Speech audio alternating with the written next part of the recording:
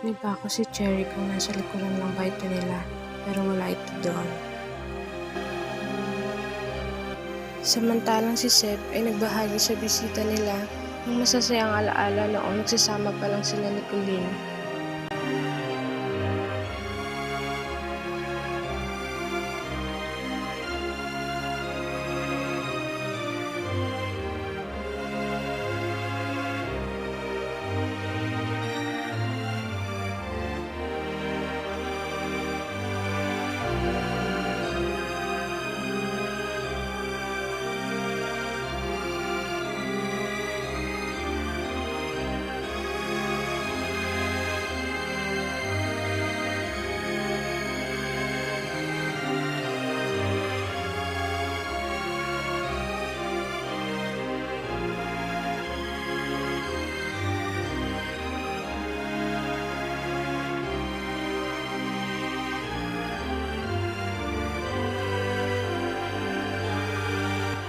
Sinabihan ni Paco si Seb na sa bahay na muna nila ito.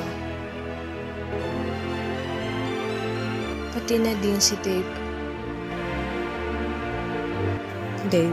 Yeah, yan din ang naisip ko. Paco, hindi ito ang panahon para pabayaan natin ang isa't isa. Dave, so what next? Paco, ang dami pa natin kailangang ayusin, pero unti-unti.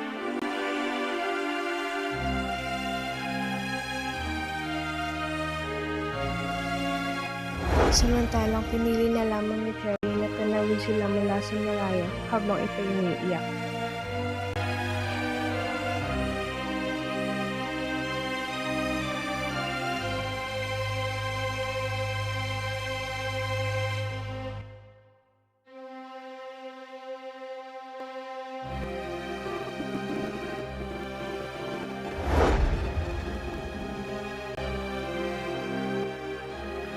Cherry ay sadyang niyang muna tumuloy dahil sinabi niyang baka ano pang magawa niya pag nanatili pa siya sa mga estrella.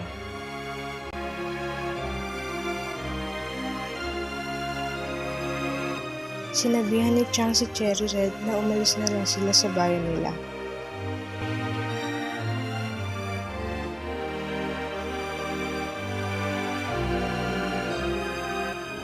Si Seb ay nag-iisa sa kanilang minibar habang nagpapakalasing.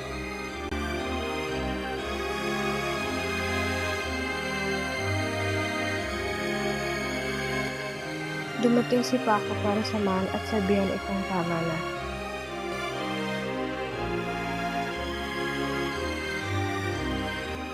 Sinabi ni Seb na anong saysay para mabuhay pa, kayong wala na si Colleen.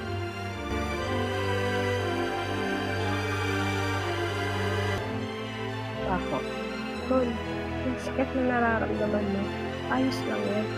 Pero sinasabi mo wala kang dapat mabuhay. Ang dami pang pwedeng mangyari sa'yo.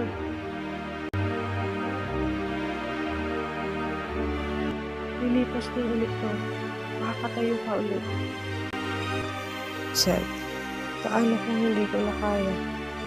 Paco, hindi ako papayag. Andito ako. Aakayin kita. Hindi kita pababayaan. Kahit hanggat maaari, sumandal ka sa akin pag hindi mo na kaya. Seb, ang sama-sama akong tao. Tingin nila sa akin ako ang dahilan kung ba't nagpakamatay asawa ko. Paco, hindi ka masamang tao. Huwag mo isipin sasabihin nila. Hindi ka naman nila kilala. Sa ating 4 magkakapatid, ikaw ang may mas mabuting puso. Oo, nagkamali ka ngayon. Malaking kabayaran ang ginawa mo. Pero may mabuting puso ka din, Seb.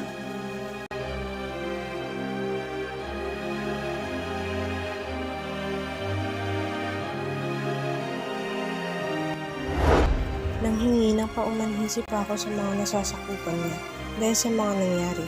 Hinihiling niya na pagkatiwalaan ulit siya ng mga ito.